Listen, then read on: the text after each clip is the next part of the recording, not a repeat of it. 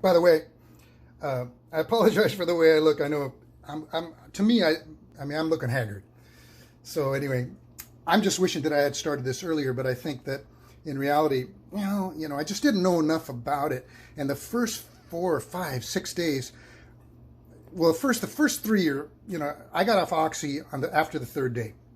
There's a delirium through that whole thing, which I found it's actually kind of a beautiful thing at some points where you can access your vulnerability, which sometimes being raised how I was is tough for me.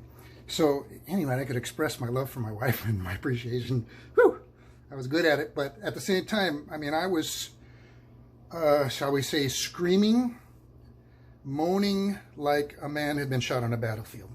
I've never been on a battlefield, but if 10 is 10 everywhere, that's what I was having. And sometimes you just can't help it. And that person helping you and listening to